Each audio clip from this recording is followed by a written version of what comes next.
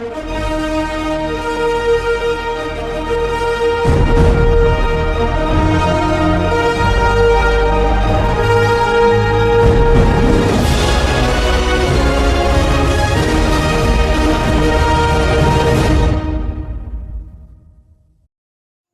everyone. Welcome to Jamaica 411. Thank you so much for joining me today. I'm your host, Michelle Stern. Today, I'm going to bring you a breaking news, and it concerns the request by the Gleaner Company from the Service Commission or the Solicitor General concerning the appointment of Dennis Chung. And it was revealed that Fitz Bailey was offered a job and then he declined. I'm going to read the story for you. I think it's very interesting. I don't know what to make of it myself, so I'll just read and I may or may not have anything to say about it. But that is what today's video is about. First, before I begin, let me ask you please to give the video a thumbs up. Please go ahead, give the video a thumbs up. Don't forget to share to at least one person. And of course, I do appreciate it greatly. If you find you like the content and would like to see some more of my videos, please hit that subscribe button. It's to the bottom right of the video, and turn on the notification bell as well. If you wish to make any comment about anything that I said or have a view of your own, feel free to leave your comments in the comments section. And once again, thank you. At this time, I'd like to say congratulations to Diplomat. Diplomat, you're back in business, man. You were the first to comment on my last video. Alfred Dawes is dead wrong. Congratulations. Flowers to you, Diplomat. And everyone, please give Diplomat a big round of applause.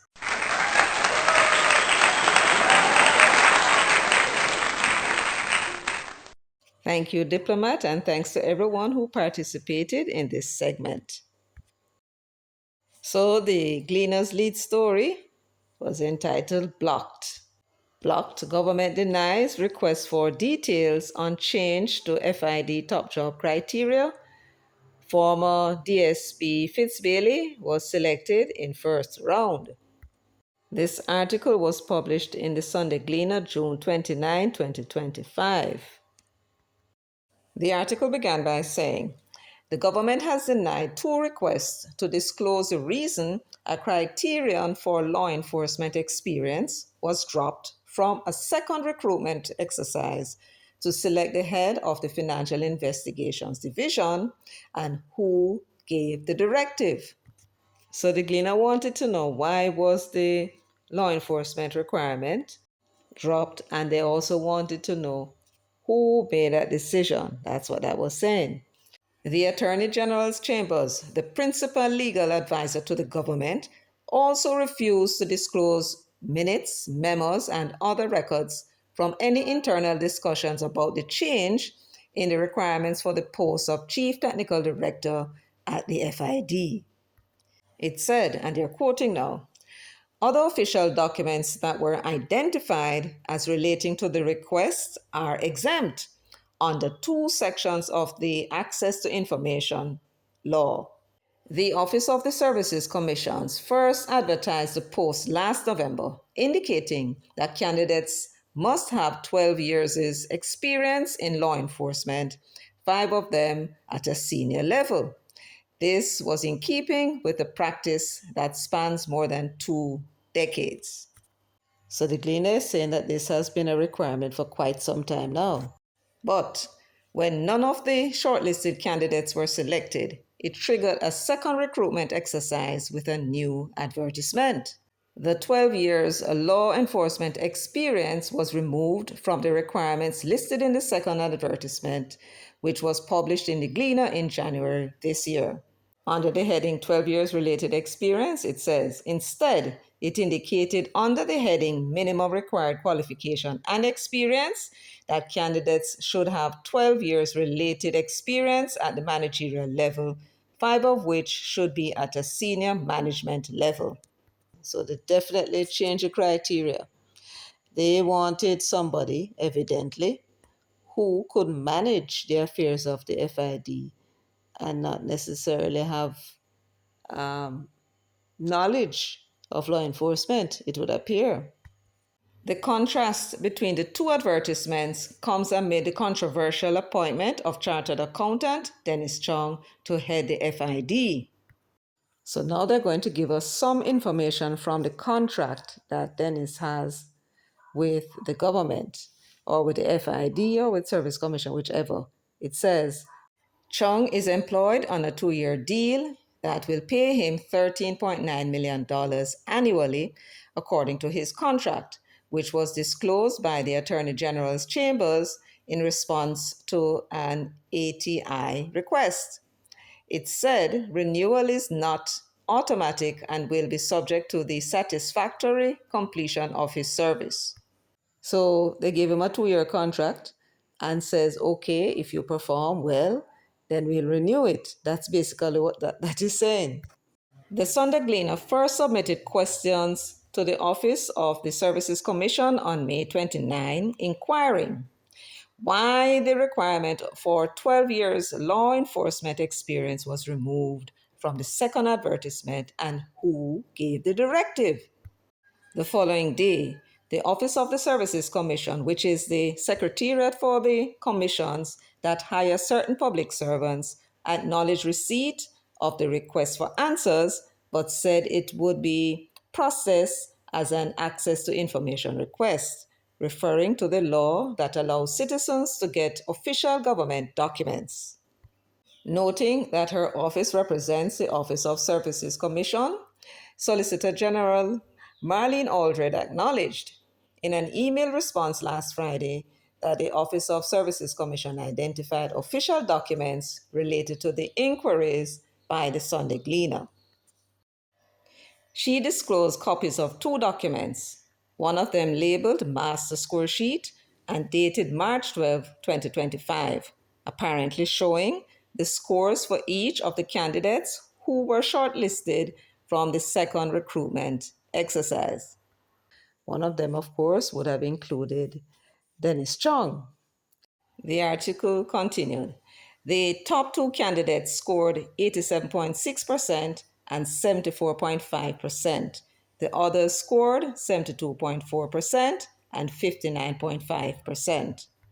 So there were 2 candidates that stood out in terms of the score. So what they would do with these scores, they would interview the individuals on various aspects of the job and make notes of the responses and rate the responses.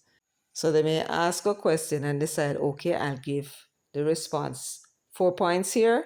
Another one, they might say 10 points. They might say 15. They might say 1. And then at the end of the interview, they tally it up to see who has the highest score. And the reason why they would use this method of recruitment is that it would be an objective mechanism used. So except for the part where they would give the score, except for that part, the rest of it is really objective. And that is what they are attempting to do when they assign a score to various parts of the interview. Follow? Yes. Both documents were redacted in accordance with Section 11 of the Access to Information Law, as they contain exempt matters that fall under Section 22 of the Act, the Solicitor General explained. The other document included an exchange of emails which showed that retired Deputy Commissioner of Police Fitz Bailey was selected to head the FID. So he had applied for the job when it was first advertised in November of last year, and he scored very well, I expect, and they offered him the job via email. Well, what happened? Well, it says Bailey was informed of his selection on January 15 this year via email from an official at the Office of the Services Commission and asked to indicate whether he would accept the offer and, if so, when he could commence duties, the document shows. So they wrote to Fitz Bailey, told him, "You have applied for the job, and we have considered your application favorably. And what we want to know now is, when can you start?" And that's what they said. Now, I don't know about you, but I seem to recall that the Englishman had said that there was a senior policeman who had applied for the job. And I think he was trying to make out that he was declined the job and the job was given to Dennis Strong. Was that your recollection as well? Yes. So they got information from somewhere, but could it have been from Fitz Bailey? Well, if it was from Fitz Bailey would have told them that, yes, they did offer me the job, but I declined it because I took a job as the deputy or acting commissioner of police in the Turks and Caicos Island. I do believe that either Nationwide or one of the media houses also made mention of it as well. They said, though, that the job was declined by the senior officer because he got a better offer. You remember that as well? Yes. So Fitz Bailey was the man. But let us not prejudge. Let us see what happened after they offered him the job and asked him when he can start. He goes on to say, 6 days later, Bailey, who was the acting police commissioner in the Turks and Caicos Islands at the time, turned down the offer.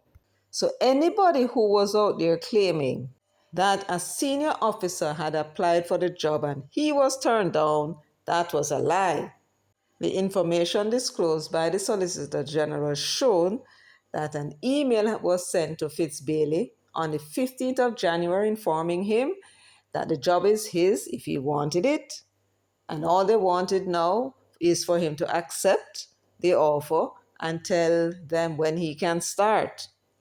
6 days after, Bailey wrote back to them and said, "Thank you very much," and declined.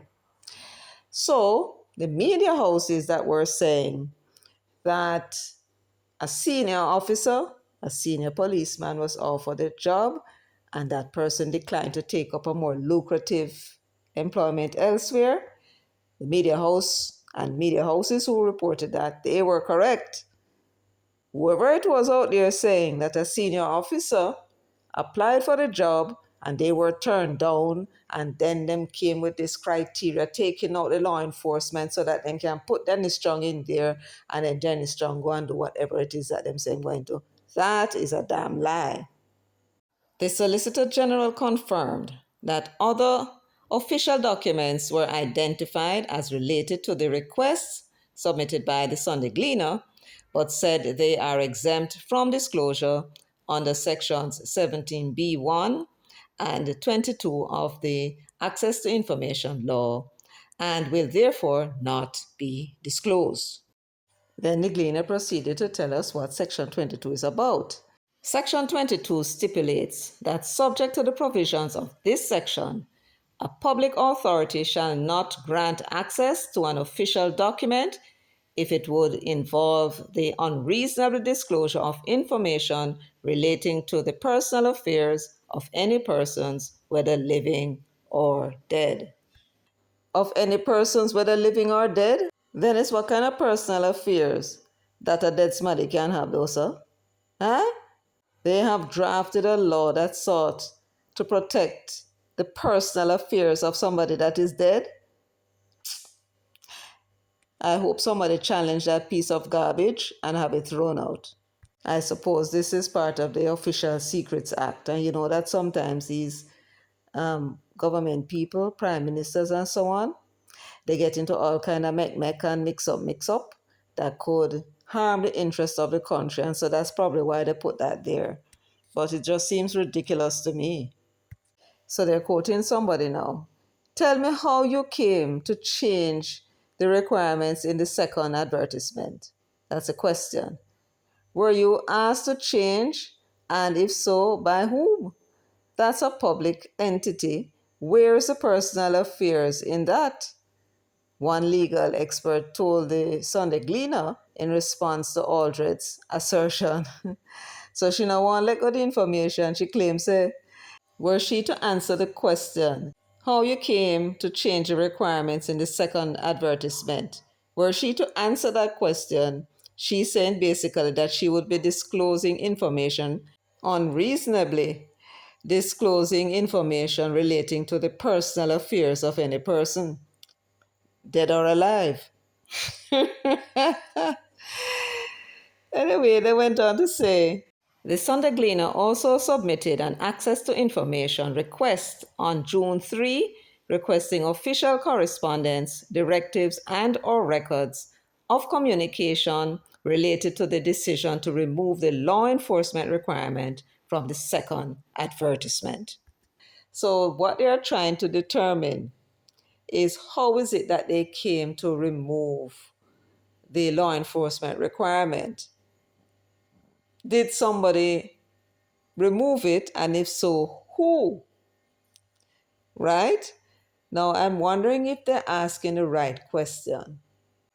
If I were to ask the question I wanted to find out, I probably would phrase it a different way by asking the Services Commission why they dropped the requirement for 12 years law enforcement experience and changed it to managerial experience.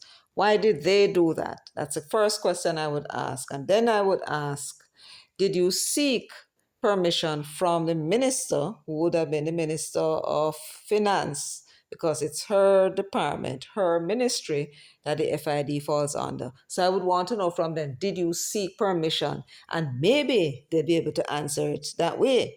What the Gleaner is doing, they're presuming that instructions were given to the Services Commission for them to drop this requirement and substitute it for another requirement. That's their assumption, and that is the reason why they're asking the questions in this particular way, which is going to make it difficult for them to answer. And it's difficult to answer because of the assumptions that are made out there. It may look away. You understand? It may look away as if something are going on when something probably not going on. So them trying to avoid giving up the information. That's my opinion. But I would have phrased it another way. I would have understood the difficulty. And since me want the information, then that is important to me, I would try to put it in a different way and see if that now would enable them to give the information without inciting undue suspicion about the appointment. That's what I mean. Then under the heading Job Description and Contract, it says, it also requested the name of the individual or office that authorized or recommended the change, minutes, memos, or other records of discussion where the change was discussed, the current job description for the post, his contract, and any assessment or evaluation reports generated as part of the selection process. That's a whole lot of details the Gleaner wanted. Anyway, they said Aldred, in her response last Friday, disclosed two documents with heavy redactions. Redactions mean they blot out several segments. The name of the person, I imagine, them address, and all sorts of thing that would reveal who it is, and any personal information about that person is what they would have taken out. So she sent to the Gleaner two heavily redacted documents. One of them was Chong's 3-page contract of employment and the master score sheet dated March 12 this year, before again invoking the sections of the Access to Information Law she claimed forbid disclosure of documents related to the request. So, the contract of employment, it was a 3-page contract of employment that they had given to Chong. And then the master score sheet was what was used in the interview by the panel of persons who would have been doing the interview. So each of them would do the scoring, as I explained before, and that was what she sent to them as well. But that too was heavily redacted.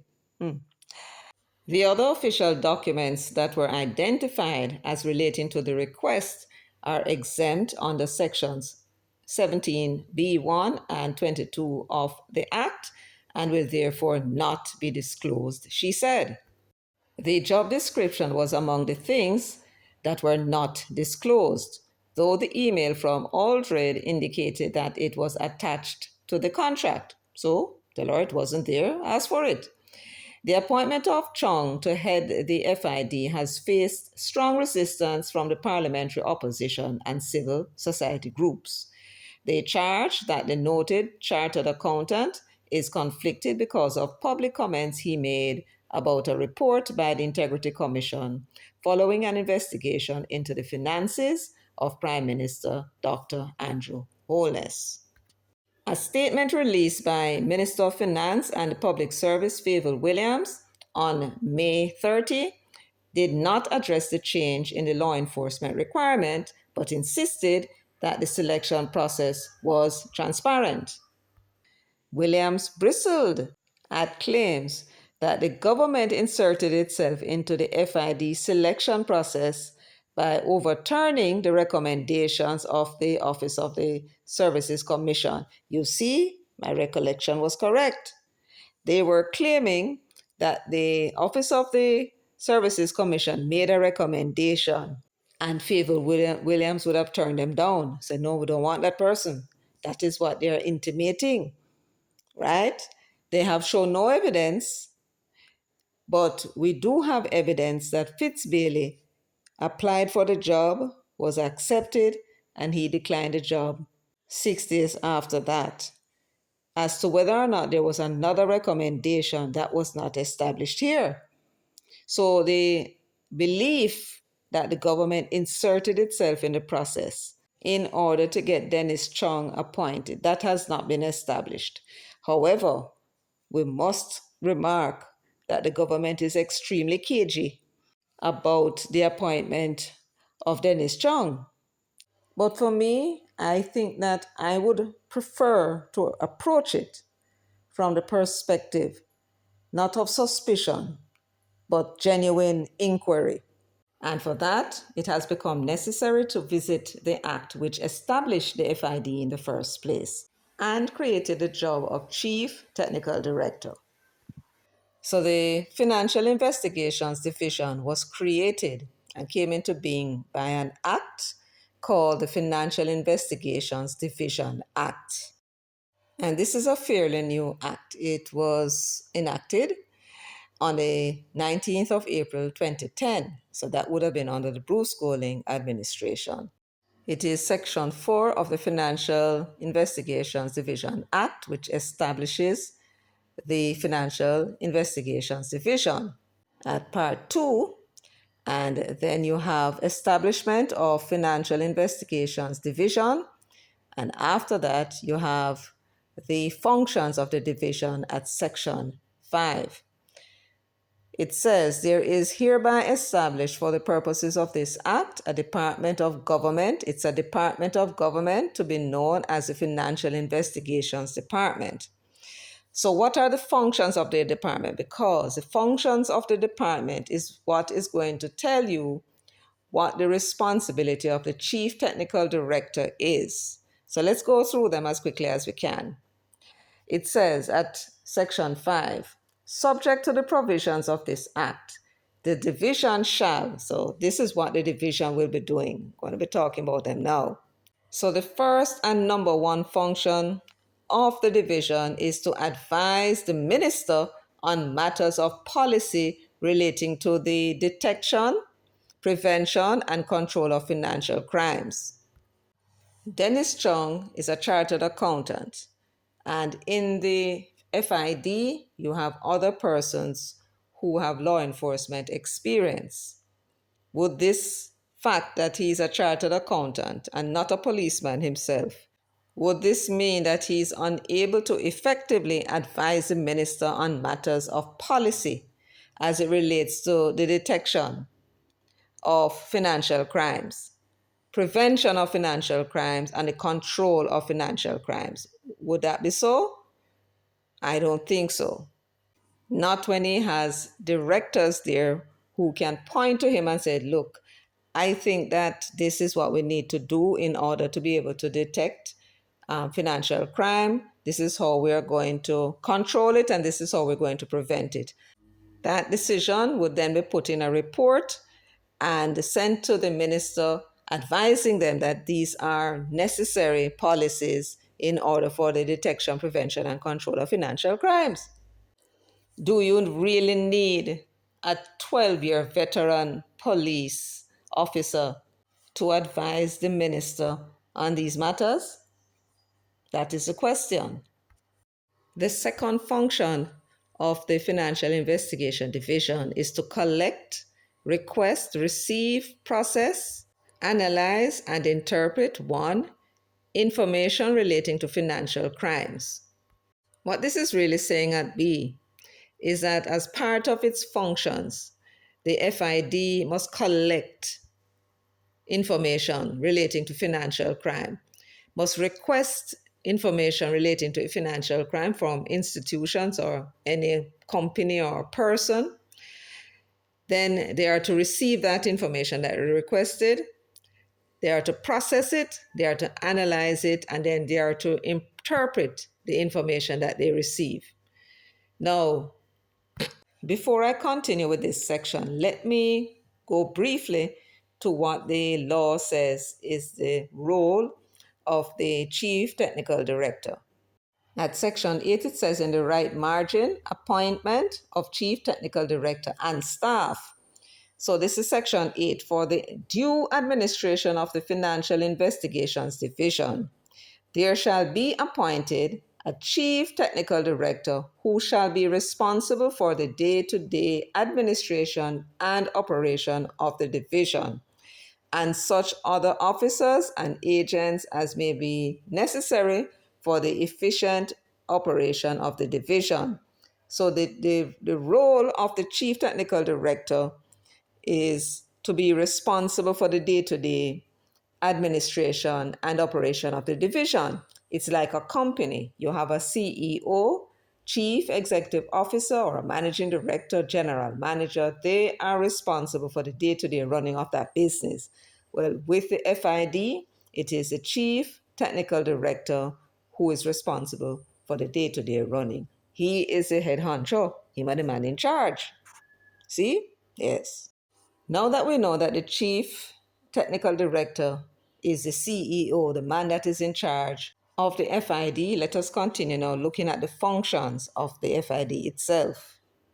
So it's going to collect information and it's going to analyze the information, among other things, to financial crime. That's relating to financial crime.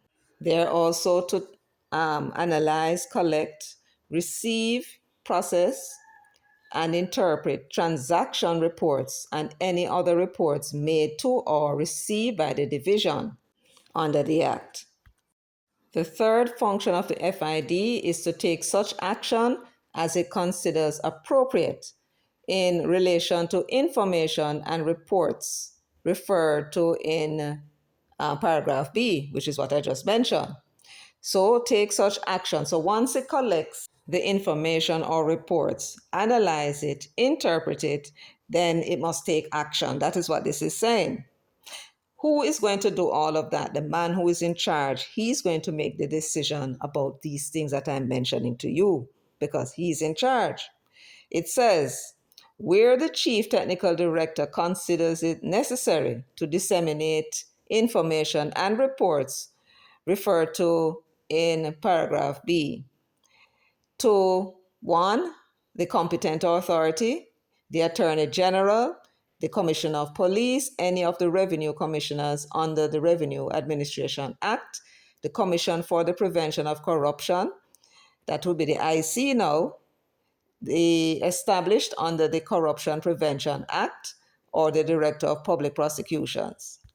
So what this is saying is, having received the information, having analyzed and interpreted the information and the reports that comes into the FID, it will be Dennis Chung's duty to refer the matter to these persons, the Attorney General, Commissioner of Police, if further investigations are required, any of the revenue commissioners, if tax violation are involved, and to the IC, this Commission for the Prevention of Corruption is now the IC, the Integrity Commission, and having analyzed the information and the report that they received, if it warrants prosecution, then he's to refer the matter to the Director of Public Prosecution. So it's a DPP who prosecutes the cases that are investigated by the FID. And lastly, to any body designated by the minister for the purposes of this paragraph. So any other body that the Minister of Finance determines, no doubt on the advice of the Chief Technical Director, perhaps others in her technical staff, that information collected by the FID should go to some other public body. For example, maybe they determine that it should go to the Bank of Jamaica as well. And then in that case, whenever the Chief Technical Director has information that it gathered pertaining to one of the institutions being monitored by the Bank of Jamaica, then he would pass that information to them as well. That is what I understand that to be, and that is only an example. Now, it is important that we go through all of the functions so that you can understand what it is that Dennis Chung will be doing at the FID. And then you can determine for yourself whether you think that the role that he's playing as Chief Technical Director can be played by a chartered accountant as well as a police officer. That's my point. So the fifth function of the FID is to investigate or cause to be investigated at the request of the Director of Public Prosecutions, the Commissioner of Police, or any other public body, or on the initiative of the Chief Technical Director.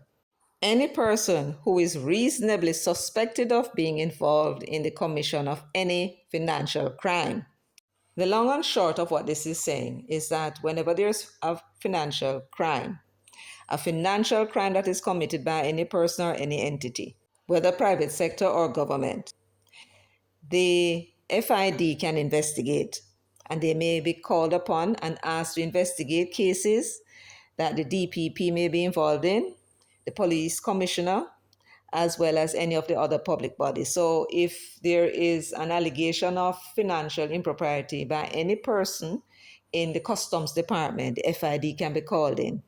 And if there's a financial crime committed in any of the banks or building societies or any business, the FID can also be called in to investigate. That is my understanding of the role. Now, the function here now of the FID is to investigate or cause to be investigated financial crimes wherever it exists. And as Chief Technical Director, Dennis Chung will not be the one that is investigating. He will be the one directing. So the information comes in to the FID in his name as a Chief Technical Director. And he is the one now who determines where it should go. Okay, so here is something coming in from the TAJ requiring some investigation. This must go to the investigation department. Here is something coming in from there. This must go over here, and that is his role. He is to forward the information that comes in his name because he's a man in charge, and he sends it to the department where it needs to go for them to conduct the investigation or any inquiries that may be required. See what I'm saying? Yes. Now, do you really need a policeman with 12 years experience in policing or 5 years experience managing a department of the police? Do you really need somebody with an intelligence background, somebody with a background in money laundering? Do you really need that kind of technical support in order to pass the paper around? Now, this is something you'll have to decide for yourself, because remember, when these people, Bunting and the others, talking about what's going on at FIDs, you will be talking to. So now that I'm showing you now what the law says are the functions of the FID and the role that the Chief Technical Officer plays, you will have to decide for yourself whether what you are hearing is valid or makes sense. You follow? Yes. So you're hearing two sides of the story now. Now it's up to you to decide whether what the Englishman and his uppity Negro is saying, that Dennis Strong is not qualified and somehow it is going to affect the image of the country, or whether or not the job as chief technical director can be carried out effectively and successfully by a chartered accountant, as it can be carried out successfully and effectively by somebody with law enforcement background. So the fifth function of the FID is to investigate and cause to be investigated any person who they have reason to believe may be involved in financial crime. The sixth function is to promote public awareness and understanding of financial crimes and the importance of their elimination from the society. So, it is also the role of the FID to engage in public education. That's what that is saying. It's going to need then a public relations person, or the FID may utilize its head, the chief technical director, to be up and down on our television, radio, talking about financial crime and so on and so forth. It's public education. The seventh role is to formulate and implement management guidelines and policies and an annual plan approved by the Minister for the Control and Prevention of Financial Crimes. Formulate and implement management guidelines and policies. This now is where Dennis Strong would shine as a chartered accountant and somebody who has been involved in the management of a variety of institutions. Now, the eighth function of the FID is to establish a database and data bank for the purpose of detecting and monitoring financial crimes. Again, in my view, with Dennis Strong's experience as a chartered accountant and managing several institutions, this would qualify him to be able to establish these databases and maintain them, just as a law enforcement officer would be able to do in charge of his department. So when it comes to the promoting public awareness and understanding of financial crimes, formulating and implementing management guidelines and policies, and establishing database and data bank for the purpose of detecting and monitoring financial crimes, in what way a chartered accountant cannot perform this function equally as well and as effective as a law enforcement officer? And is it really required for somebody of the technical expertise as a law enforcement officer, or somebody with expertise in intelligence or expertise in money laundering to carry out these functions? Are they the only persons who can carry out these functions, or can it be carried out as equally well as a chartered accountant? That is my point. The ninth function of the FID is to engage in the compilation and publication of statistics on reports that are made to it under this act or any other enactment, the prosecution of financial crimes, investigations carried out by it, the conviction of persons for financial crimes, judicial orders in connection with proceedings relating to financial crimes, such other matters as a chief technical director may consider appropriate. Do you really need a policeman with 12 years experience in policing or 5 years experience managing a department of the police force to carry out such a function? This is the compilation and publication of statistics. Who in any institution, whether public or private, carries out this function? Isn't it the financial controller? But whoever in the organization that is responsible for gathering the information, they are going to be putting that information into a management system that is going to generate the reports that that department needs. You tell me now whether or not you require somebody with a background in money laundering, somebody with intelligence background and law enforcement technical expertise in order to carry out that function. If you visit the Integrity Commission's website and go and pull up one of those reports, annual reports, or you go to the Auditor General's website and you pull up one of those annual reports, they contain the kind of statistics that is required here. How many investigations were done? How many reports that was made to the FID? They need to put that in a statistical form. How many prosecutions for crimes they conducted during that year? What investigations were carried out? Were anybody convicted? All of this must be compiled in a report. That's all that this is saying. And you do not need a policeman or somebody with law enforcement background, intelligence background, or background in money laundering to do that. And so the function can be carried out equally as well by a chartered accountant. As a matter of fact, this function is up Dennis Chung's street. He's now in his Aki. Yes. And so I would argue that Dennis Chung, as a chartered accountant, is better suited to carry out this particular function or oversee this particular function than any policeman because of his qualifications as a chartered accountant. Then now it's a 10th function of the FID, and it says to manage, safeguard, maintain, and control any property seized or restrained under this act, or seized, restrained, or forfeited under any other enactment, meaning any other law, in connection with proceedings relating to financial crimes.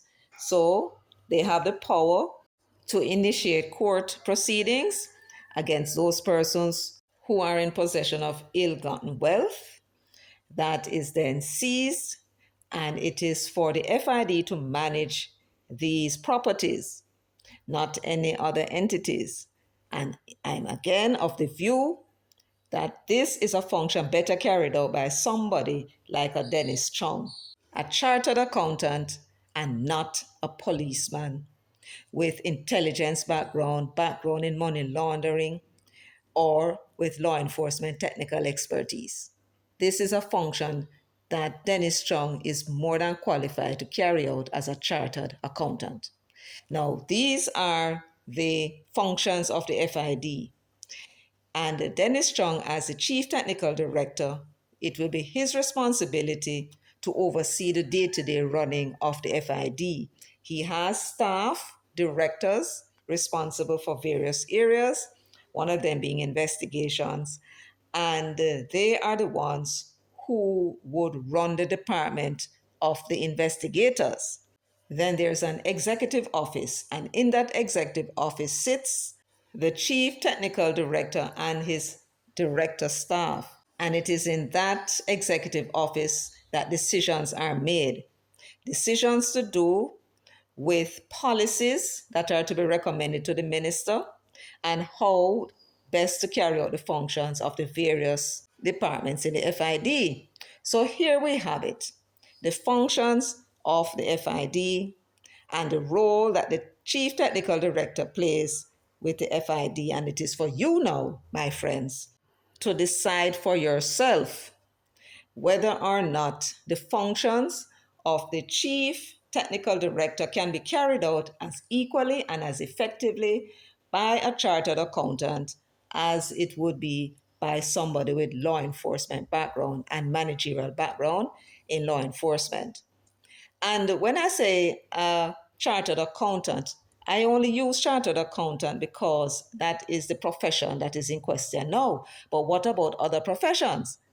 Could other persons who are professionals be able to carry out these functions? For example, a lawyer, somebody who has expertise in prosecuting crimes.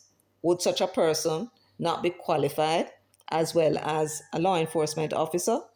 And finally, what about the matter of the persons who applied? When you're faced with a situation where the persons are not qualified, for example, they may not be very good managers, you can't put somebody in a position like that who can manage a department, right?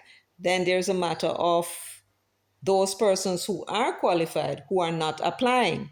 What then do you do? Can they go abroad and get somebody? We don't know. And then the biggest question is this: Now that the law enforcement requirement was removed, is this permanent? And for that, I would expect that the Ministry of Finance would have had a directive as to the qualifications of the chief technical director of the FID going forward. Whatever it was that Dennis Strong was qualified on, I would expect that to continue in future so that other persons would be able to apply for the job. What it has done is widen the pool of individuals who can apply. What it was before was very narrow. The pool from which a technical director can be selected was narrow. It was limited to persons with 12 years law enforcement and 5 years in a managerial position as a law enforcement officer. That's very narrowing. And so we hope that Sister Favor will address the issue in Parliament and state whether the qualifications that brought Dennis Strong to the FID as its Chief Technical Director is permanent and will apply to all future applicants for the position of Chief Technical Director of the FID. That's all she needs to do. And once she does that, then the argument done. And it is as simple as that. Yes. Anyway, folks, that's it for me today. Thank you so much for joining me, for sharing, liking, and subscribing, and leaving your comments in the comments section. Until next time, take very good care of yourselves and walk good.